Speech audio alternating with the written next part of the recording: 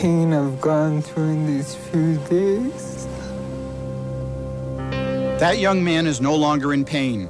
He died because of AIDS, acquired immune deficiency syndrome. At least 1.5 million Americans are now infected with the AIDS virus. Around the world, it has infected countless millions more.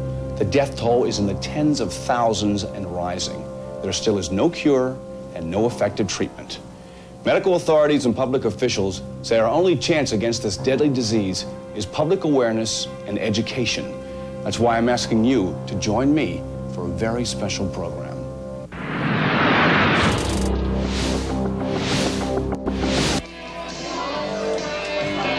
Nightlife in an Asian capital. Western men spending money on drinks and sex. But some are concerned. AIDS. They're nice girls and they're beautiful, but you know, it's not worth it. It's nice to observe. We're observers here. An African hospital overburdened by an incurable disease engulfing the continent. On the streets, an awareness of the disease. I mean, the kind of people I know are very aware of AIDS, and most of them are scared of anyone you just meet and things like that. I mean, everybody's worried about AIDS these days, you know, it's terrible, you know, you just have to be worried. Houston, Texas. A Latino looks at pictures of a friend who died from the killer virus, which now threatens to take his own life soon. In 2 days' time, my health condition can so deteriorate and I can be gone, likely in 4 days. AIDS is a global problem that may kill millions of people before the year 2000, and its spread around the world is producing profound changes for all of us. Increased costs for medical services, AIDS education in schools, AIDS testing for entering the military, and in some states, an AIDS test for getting a marriage certificate. But these are just a few of the examples. Not to mention the anguish and pain of seeing someone you know and love suffer and die from a disease which has no cure.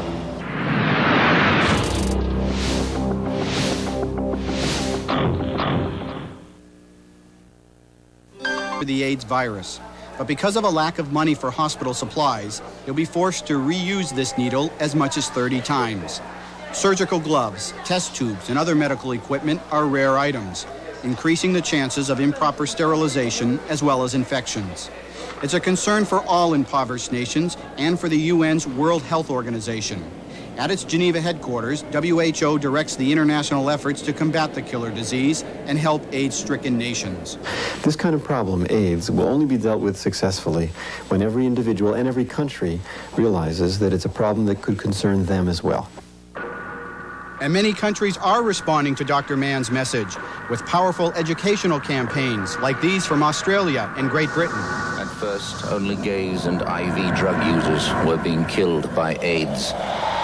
But now we know every one of us could be devastated by it. The fact is, over 50,000 men, women, and children now carry the AIDS virus. That in 3 years, nearly 2,000 of us will be dead.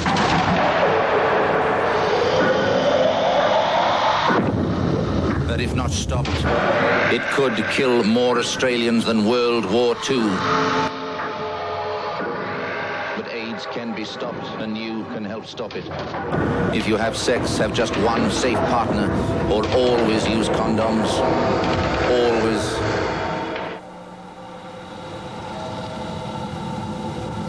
AIDS. Use a shared needle and you run a very real risk of catching AIDS.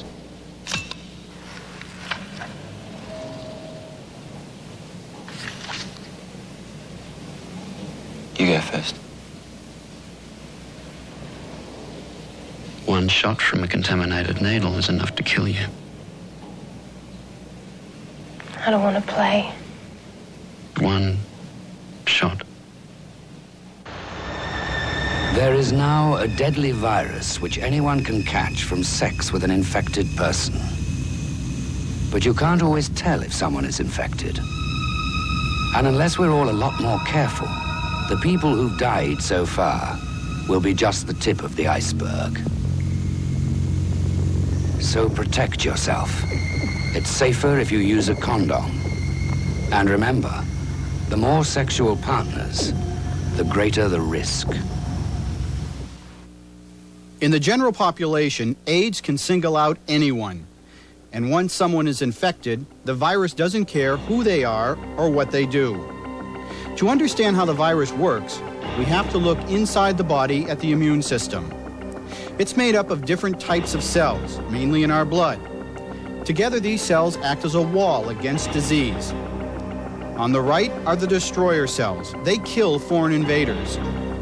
On the left are the helper cells. They are the guards, the first line of defense. When they detect a foreign invader, they send a signal to the destroyers. Once alerted, the destroyer cells attack the invaders and eliminate them.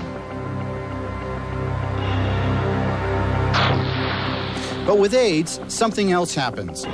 The AIDS virus, called HIV, attacks the helper cell, gets inside it, and uses the helper cell as a virus factory. Although it can take years, the AIDS virus can virtually destroy all the helper cells. The body is now unable to defend itself. The immune system cannot see or stop other new invaders. They go on to attack the body, causing diseases that kill. But fortunately, the AIDS virus can only spread from one person to the next in a very few ways: sex, blood, or from mother to child. Most often, however, it's through sexual intercourse. You do not get AIDS from non-sexual casual contact, not with inanimate objects, not from pets, not from insects.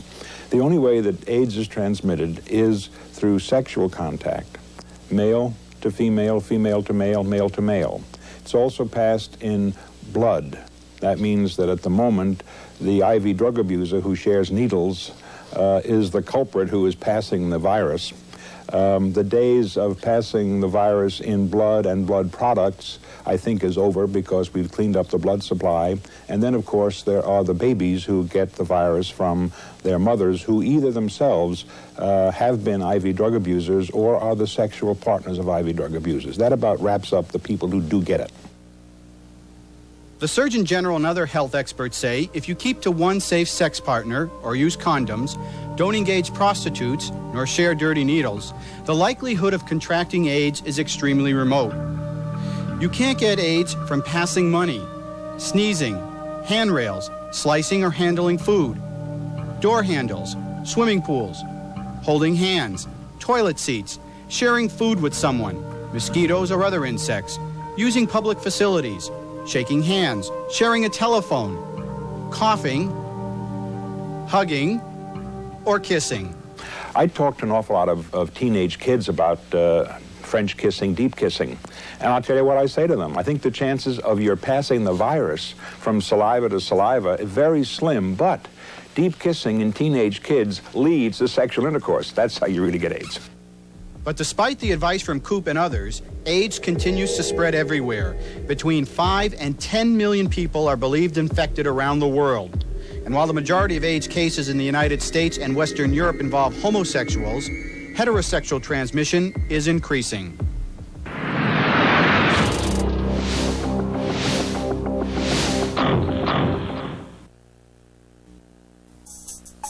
Next on For Kids' Sake, share the personal stories of three. It's not an uncommon. This 11-month-old baby boy has AIDS. He'll be dead within a year. And there is nothing this mission doctor in Zambia or any other doctor in the world can do to save his life. He is one of many dying each day of AIDS in Africa alone. Experts say 3 million people around the world will die from AIDS within the next 3 years. Where did this killer disease come from? The origin of AIDS is as controversial as the numerous special drugs proposed to combat it. AIDS was first described in 1981 by Dr. Michael Gottlieb, a young immunologist here at the University of California in Los Angeles. Gottlieb, now in private practice, detected the strange virus in homosexual patients. He concluded that he was dealing with an infectious disease transmitted by sexual intercourse and by blood. It was Gottlieb who was treating Rock Hudson when the actor came to the famed Pasteur Institute in Paris for AIDS treatment. At Pasteur, a team of researchers led by Dr. Luc Montagnier isolated the AIDS virus, the results later confirmed by American researchers at the National Institutes of Health. And more recently, Dr. Montagnier's team have identified a second AIDS virus, this one isolated in West Africa. I must say it's very different from the other types of retroviruses, and we still have to learn more about this virus that it induced the disease, for instance. Doctors, researchers, and scientists we've interviewed around the world say there is still no definitive evidence AIDS originated in Africa. Most researchers believe that the AIDS virus occurred naturally and spread silently throughout the world in the late 1960s and early 70s, expanding its reach with the increased use of air travel. The virus may have been lying in remote and isolated areas for many years, but no one knows for sure. I think it's much too early to be able to say where this virus came from. It's too early to say what the history of this virus in the world has been. We may never know. We may never know where it came from. We may never know when it began to, exactly when it began to really move in populations and what was going on, because that would require us to know things about the past that we may not have the capacity to know. We can't do an archaeological dig of an ancient city and discover the answer. We can't find dinosaur bones that will help us answer this. It may not be possible to know. But I think that at the present, we really know relatively little about the worldwide scope of these kinds of viruses. And until we've looked all over the world for viruses like the AIDS virus and put the pieces of a puzzle together, if we can, I think it's too early to say. And although early research tended to link the introduction of AIDS in the United States to Haiti, experts now believe the disease first came to America from European visitors in the mid-1970s. Medical experts say Africa gets a bad rap, although one reason scientists have looked to Africa is that some viruses similar to the AIDS virus are harbored by the African green monkey. Yet while the AIDS virus appeared in blood samples in Zaire as far back as 1959, researchers have also found traces of the virus in the blood of a young American teenager killed in a 1969 automobile accident who had no contact with Africa. But Africa is the hardest hit AIDS region, due in part to unsanitary medical conditions, a lack of properly screened blood, and the reuse of needles. Across Central Africa, every major city has been affected. Experts say at least 2 adults in 10 are contaminated. Because there is little homosexual behavior or intravenous drug abuse in Africa, it's heterosexuals which are mostly infected, usually by sexual relations. It's not uncommon for African men to have several wives or lovers. Prostitutes are inexpensive. But because prostitutes have numerous sexual partners, they are more likely to be exposed to the AIDS virus. In some African cities, 8 out of 10 prostitutes are AIDS carriers. However, after some hesitation, African governments have finally acknowledged their AIDS problem and have begun vigorous educational campaigns to promote the use of condoms and safe sex. But changing behavioral patterns is difficult. Most men, I don't think it's changed that drastically. Maybe they won't go with prostitutes or something, but they still pick up women, you know. Maybe you meet a girl at the disco, you go with her or something. It's mostly prostitutes people are avoiding, most men. Things like that, one-night stands maybe. The friends of yours use condoms? Some do, some don't. Some feel it's not the thing to do. That's what you've been saying, not macho. Mm-hmm. But they're still afraid of AIDS. Yeah, I would say everybody is. Is there much talk about AIDS in your conversations? Not really, but most of it is in a jocular kind of manner, as if people don't take it seriously. If you engage in any sexual activity, would you insist the man wear a condom? Well, I don't think so, because I wouldn't go out with a man just any man. So I don't think I would insist. Yeah. Depends if you don't know him, obviously you're not so sure of him. But if you've been going out with him for a long time, obviously you assume he's clean and he's okay, yeah? Unless he's being unfaithful, yeah? So you have to know him very well. But if it's just the beginning stages, obviously you tell him to use something. But most men here are very reluctant to use condoms. They don't like it at all. Why is that? They say it dulls sensitivity, it's not hygiene. There are very many reasons.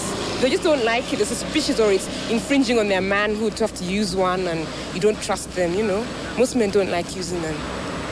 Here in Kenya, do you hear a lot about AIDS? You don't hear too much on the streets with the people that are the Kenyans, but you hear a lot about it with the travelers that are traveling through, the backpackers, the Europeans, the Americans coming through. Yeah, a lot. It's become sort of a topic of discussion amongst travelers. Instead of sitting around the campfire talking about where you got the best beer, where you saw the neatest artifacts or whatever, conversations tend to roll back around to AIDS a lot more than I've ever seen in Mexico or any place else I've traveled. Among your friends, do they talk about AIDS? Yeah, AIDS is talked about a lot by my friends, and it's generally felt that AIDS is here. We all recognize it, but a lot of people take it for a joke. Okay, they know there is AIDS, but they'll go ahead and have sex. Before you heard the news about AIDS, you did engage in sexual activity outside of marriage. Frankly speaking, well, I used to have 1 or 2 girlfriends, something like that. And usually they are schoolgirls. I go for schoolgirls. And did you take any precautions when you engaged in that sex? No, I didn't. No. But you stopped that activity now because of AIDS? Exactly. What about some of your friends? Some of my friends, I've talked to some of my friends of concerning the same. Even where I come from the villages, I've talked of the same. But good enough, they've heard of AIDS, so they know it. And they're afraid of it? They're afraid of it, exactly. Zambia's President Kenneth Kaunda is one of Black Africa's most respected leaders. Although Zambia at first denied it had a major AIDS problem, Kaunda is now very open about the AIDS epidemic in his country. Where AIDS came from is not an important thing anymore. What is important is to get together as human beings and to fight this enemy, common enemy of man. Your Excellency, you also speak from a personal loss regarding AIDS. And you have been courageous to announce to the world that a member of your family was a victim. Yes, certainly.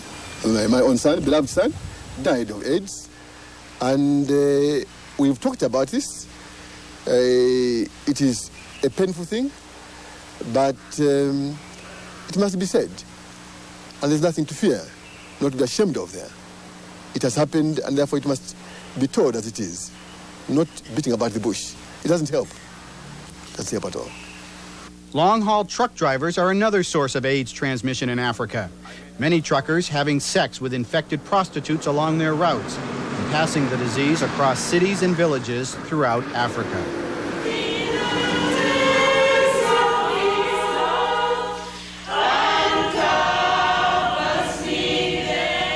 This is the Salvation Army Mission Hospital in the small village of Chikankata, deep in Zambia's heartland. Dr. Ian Campbell oversees this 240-bed facility where, at any given time, at least 10% of his patients are infected with AIDS. What happens, we think, is that we have mobile communities here where perhaps the man of the village moves quite freely amongst cities, towns and villages, often as a means of earning income, for example, through selling fish, which he may catch in one of the lakes, say, closer down in the valley there. He would be fishing in Lake Kariba, and he would be travelling to Sivonga, he would be travelling to Lusaka and back again. And so he would visit his village every now and again. But on the way, he will have picked up the virus. And so once that virus is placed in the village, we think it's there to stay. And so this is why we have to focus on the village as much as we can. The time has gone when we can just say, let's consider this as an urban problem. It is a rural problem as well. And that's why every day a small hospital team called an AIDS care unit travels to area villages to check on the spread of the virus. About 10 miles from the mission hospital is this collection of huts. Roger Napandi is a 45-year-old farmer, and he has AIDS. 2 of his 3 wives are also infected, although fortunately, the AIDS care unit says Nimpandi's 10 children have not tested positively for the disease. Nimpandi admitted he likes to drink and to sleep with different women from the area, including prostitutes, which is how the care unit believes he got infected.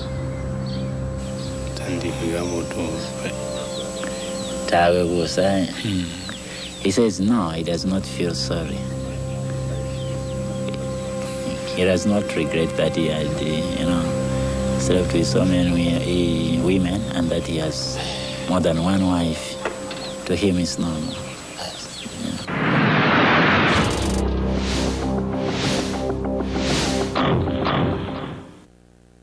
to die of AIDS. The courage with which he has faced his struggle with AIDS may be his finest contribution to us all. Larry's family and friends never abandoned him during his long struggle, nor at the time of his death. Larry didn't know how he contracted the AIDS virus, but admitted he had sex with both men and women. Moving into his parents' home, Larry's bedroom resembled a small clinic. I breathe through this for my oxygen, and I eat and take medications through here. The virus stripped Larry of his immune system, causing numerous infections, pneumonia, and damage to his heart. It was also extremely difficult for him to eat. Larry tried to spend as much time out of the hospital as possible. The man he lived with for 10 years assisted him as much as he could. Old friends to new friends and to good friends. Here. In contrast to how others with AIDS have been shunned by family and friends, those closest to Larry never deserted him and helped to brighten his final weeks. Oh, I might be afraid to go, but you got to follow your road. Larry's condition worsened, and he contemplated suicide. I don't know, it's just like everything's happening at once, and it's all on my shoulders, and it's just all over me, and I can't handle it. It's like I'm a bubble ready to burst. After a few months back at home, Larry once again returned to the hospital. His heart had swollen in size and did not pump as much blood as it should. My heart is somehow affecting my feet, so I have a hard time walking. Larry's friends were at his bedside, but the pain he suffered made the will to live more difficult. Because each time I get sick, I keep telling myself, why do you keep putting yourself through it again and again? Because it's not easy. An hour and a half later, Larry died.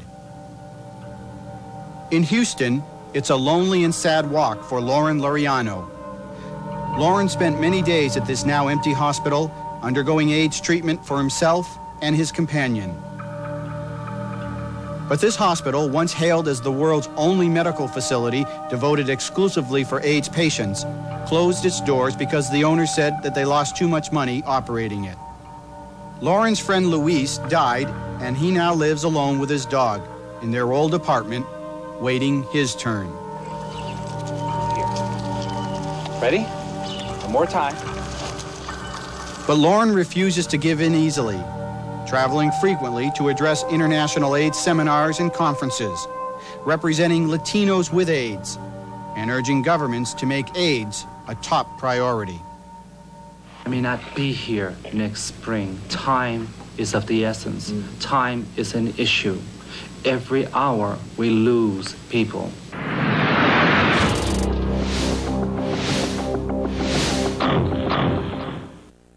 Rancho Seco, it's the center of capital of the Philippines, a colorful city with friendly people, with many American and European visitors.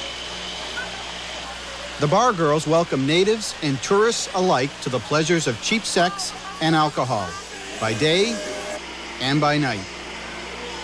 These working girls say that although they are afraid of AIDS and insist their clients use condoms, they reluctantly admit it's up to the man whether he wears one or not. Why do you come down here? For the girls. And you've been down here before? This is my 13th trip. And you come here specifically to meet the girls and have sex with them? For the girls, yeah. Have sex and get drunk. It's a good time here. Yeah, definitely, man. Are you worried about any diseases, venereal diseases, or possibly AIDS? Well, the thing is, you only get AIDS once, right? So it's okay. Do you take any protection when you have sex? I wear a hat. You don't wear a condom? I wore one once, but it didn't feel so good, so I took it off. Why do you come here? I come here with girls, bars, weather, have fun. Okay. And do you take any precautions when you have sex with these girls? No, I haven't. It's unclear how large the AIDS epidemic is here, since there's been no widespread testing. But because of the large American military bases nearby, prostitutes are frequent companions of U.S. servicemen, a fact that prompted a naval medical doctor, Tom O'Rourke, to investigate. He began testing prostitutes in 1985 and reports the rate of positive AIDS cases is doubling every 6 months since. Although anyone entering the U.S. military is tested for AIDS, O'Rourke believes it was the Americans who introduced the virus here. It probably came from, initially, the U.S. servicemen stationed at the bases and is now entrenched in the prostitute population at or near the bases and is now in a vicious cycle, I think, going back to the servicemen and then back to the prostitutes again. And eventually, when those prostitutes go or leave the areas around the bases, they'll bring it to other areas of the Philippines. Friday night, outside Clark Air Force Base. I think everybody's afraid of AIDS, but there are always people who are willing to walk on that thin line. You know, there's always someone out there who's daring enough to say, hey, I will never be the one, no matter what I do, no matter how I go against the grain. Sex over here is almost like getting up brushing your teeth every morning. I mean, really, it's like going in a club and drinking a beer. You know, you can't avoid it. 10 girls you have sex with, 3 of them out of those 10 will have AIDS. And that's scary to me. What about you? I just keep it in my pants. I pray to God I don't get it. But don't you have a good time with some of these girls at night? Oh, yes, most definitely. Do you wear a condom? Yes, all the time. But, you know, a condom is not 100% safe. You still could transmit the disease. It's like a chance. Everything's made on a chance. That's all it takes is a serious chance. You want to play, you got to pay. What about the girls? Do they talk to you about AIDS and other venereal diseases? Yes, most of the girls I've been with, they do insist about using rubbers. And I'm not going to knock it. They got it, I'll use it. Will you use it too? Oh, yes. Is it because of AIDS or because of venereal diseases? All of it. All of it. Not exactly. Venereal disease is no problem. A shot to cure that. AIDS, that's it carried to your grave. That scares me about AIDS. So venereal disease, no problem. Take a shot and you're cleared. When you go with one of the American soldiers, do you take any protection? Do you insist that the soldier take any protection? We use a rubber. You do wear a condom? He wears a condom? Rubber. What happens if he doesn't want to wear one? We're not making love here. That guy doesn't want using a condom like that. Do you make the man wear a condom? Yes. And what happens if he doesn't want to wear one? Pardon? What happens if he does not want to wear a condom? Well, if you don't want to make a condom, well, I just tell him that, no, I don't like it. Just select some other girl, except me. I don't want it. Well, I believe them, yes, but at the spur of the moment or getting into deeper conversations with them, the actual usage of condoms is probably, I'd say, under 50% or even less. But some of these girls actually go to clinics for checkups, don't they? All the girls go to clinics. Every girl who works here is in a program. It's sponsored by both the Ministry of Health and the Department of Defense. So they all have weekly checkups, but that's mainly for gonorrhea and, in fact, specifically for gonorrhea. But despite some efforts by the U.S. and Philippines governments to make the prostitutes and the military aware of AIDS, old habits are hard to break. Many girls, usually from poor rural areas or city slums, enter prostitution simply to help their families survive, or in some cases, are forced into it by parents or relatives, hoping the girls will marry an American. Several hundred miles away is Bangkok, Thailand, long known as having an established sex industry, and like the Philippines, has many young girls working as prostitutes. Although AIDS is not considered a major problem here yet, many people believe it's only a matter of time, especially with the flow of American and other Western tourists. This is Bangkok's infamous Pat Pong district, where sexual favors of every kind are freely available. It's an international sex paradise for heterosexuals, homosexuals, and transvestites.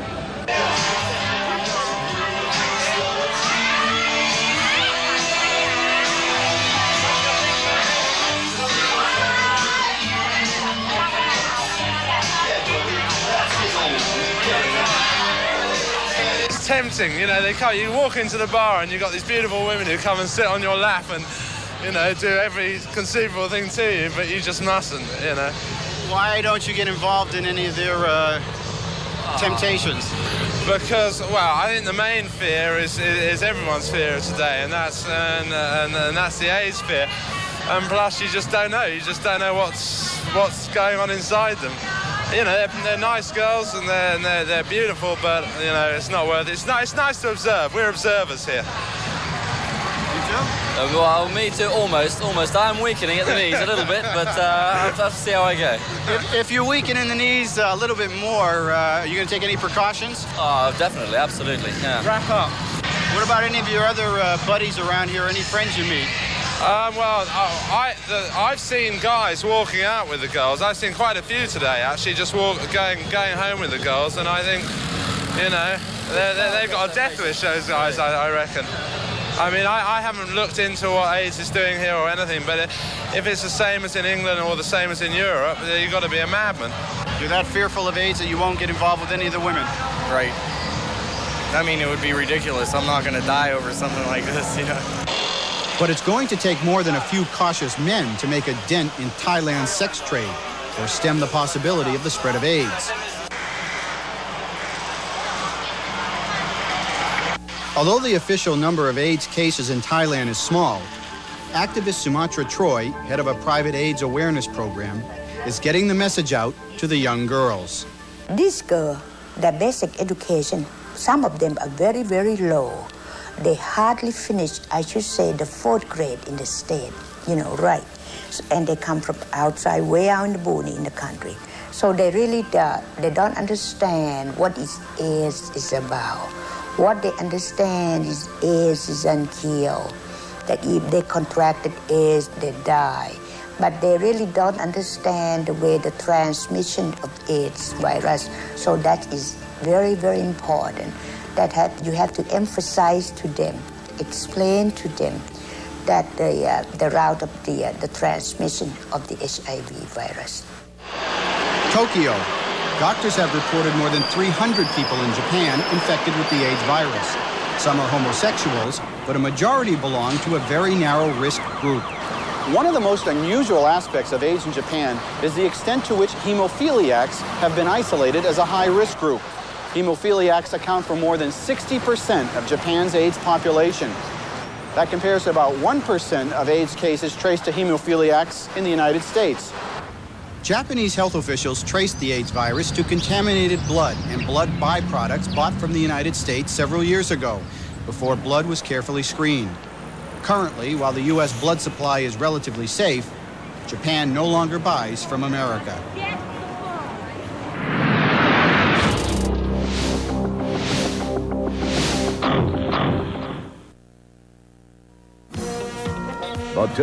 This is Baghdad.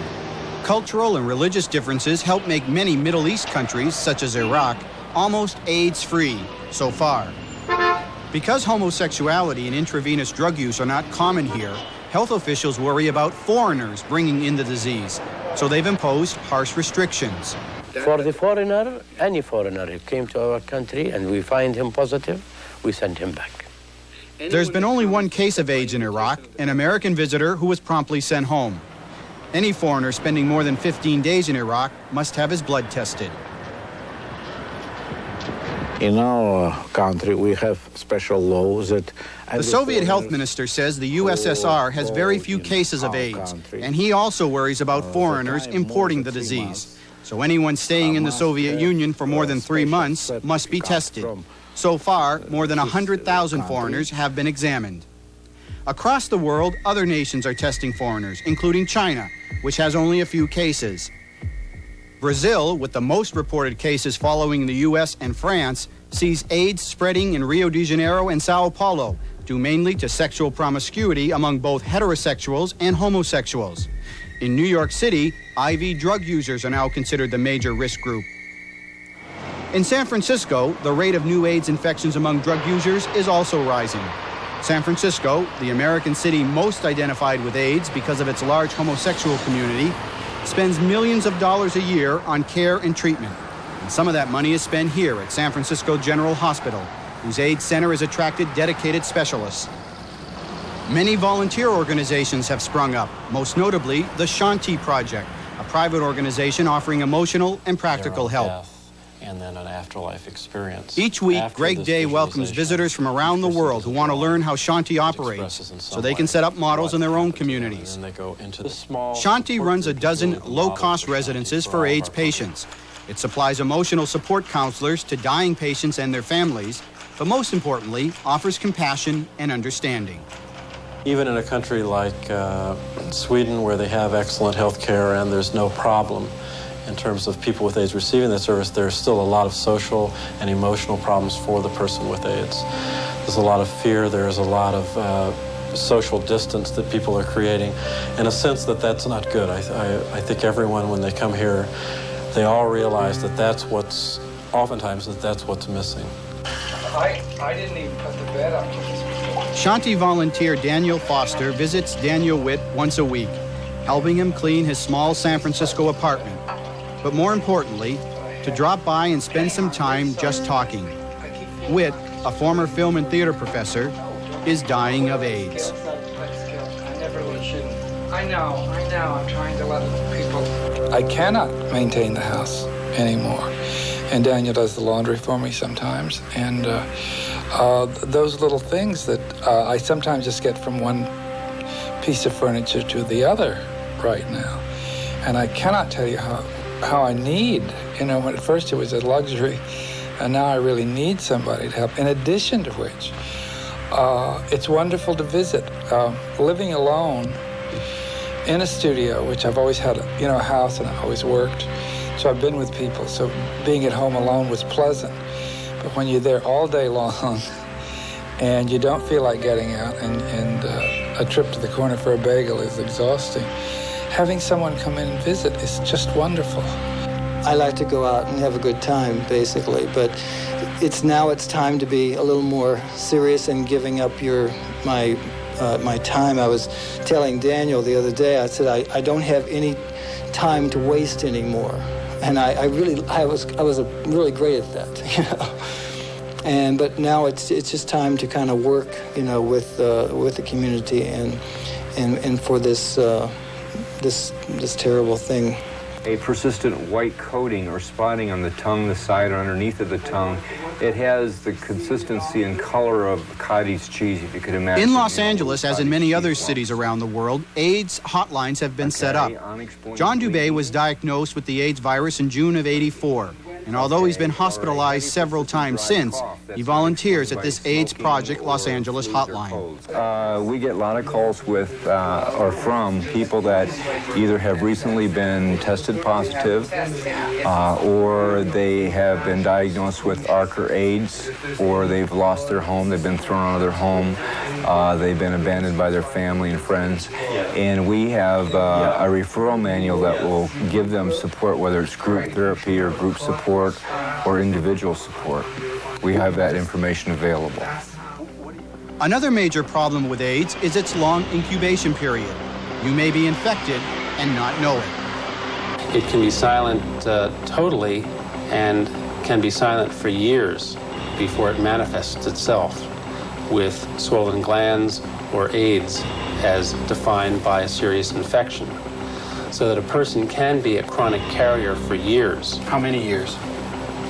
Probably as many as 7 or 8, maybe even 9 or 10 years.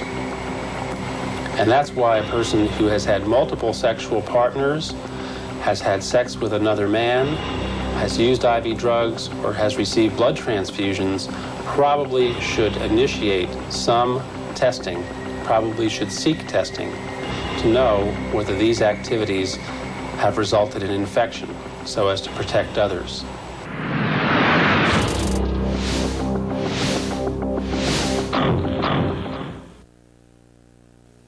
It could come from this laboratory in Glasgow, Scotland, where more than 20 years ago, Dr. Bill Jarrett developed a vaccine to protect cats from a similar virus. These viruses are composed of a lot of different chemicals, a lot of different building bricks. And we know the most important one, but we don't know the functions yet of all of the other ones and how important it is to get them all into a vaccine. That will just take some time. But Jarrett and his colleagues have reported some success in their search for an AIDS vaccine and credit their progress with the previous work conducted on cats. This may sound rather paradoxical, but in a sense, if AIDS had to come, this is the best time for it to come. If it had come 10 years ago, before all this work had been done, we'd have been in a sorry plight. While researchers continue their work, hospitals and insurance companies must deal with the increased costs for caring for AIDS patients, now estimated at about $80,000 each. And employers must look at how to deal with employees infected with the virus. Employers today are facing being able to have available to them a solid and up-to-date factual base of knowledge, as well as being able to have techniques and skills available to them for conflict resolution, maintaining a confidentiality stance for all of their employees in their work environment. A big problem that employers face is the reaction of other employees to the person who's affected with AIDS. And the most important thing that an employer can do in that situation is to move forward with a comprehensive education program. And that is to let employees know that AIDS is not transmissible in the ordinary course of a working relationship, and that they shouldn't be apprehensive or fearful in working with someone who's affected with the disease. And then later on, they may have to face the fact that the AIDS affliction is hampering the individual affected, and treat that person as they would anyone who has an illness that disables them on the job. And that way, the employees who work with the individual as well as the employee affected will continue working out in a harmonious way on the job.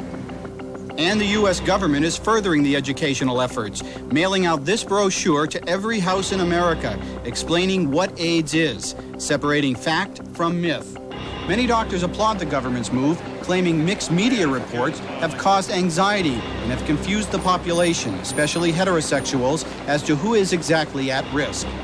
First you hear a great deal of hype about the risk, and now you hear, well, maybe the risk isn't that great.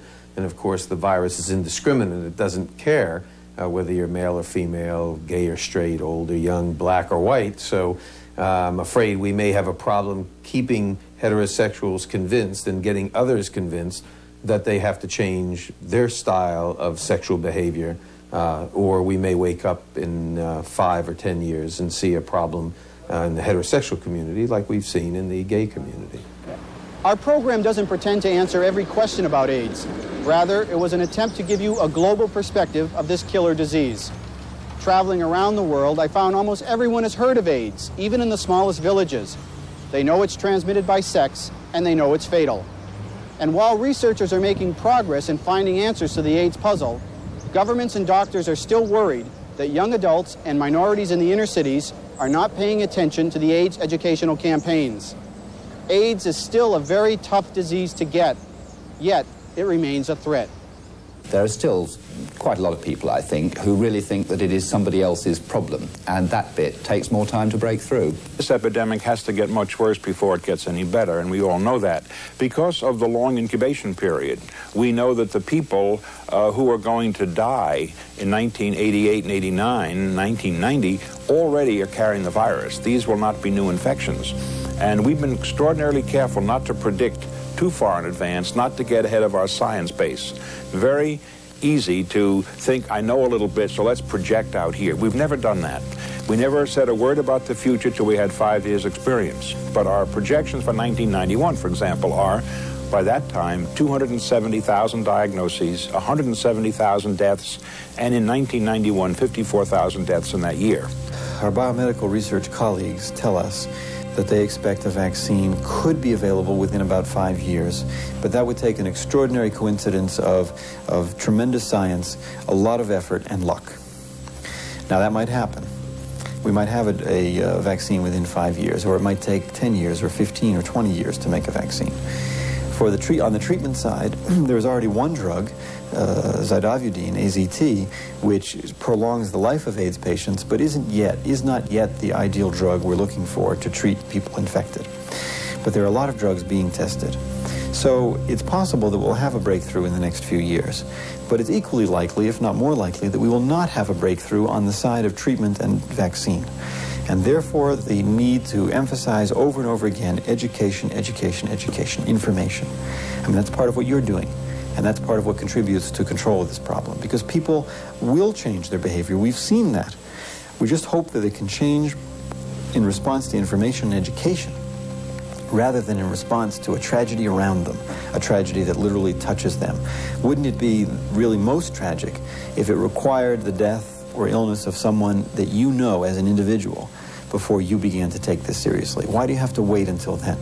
Can't the information and education somehow reach you? It's a challenge. It's a tremendous challenge. How well will we do? I don't know. But I do know that now the world has accepted a principle, and that is that a worldwide effort will stop AIDS. No other kind of effort would be capable.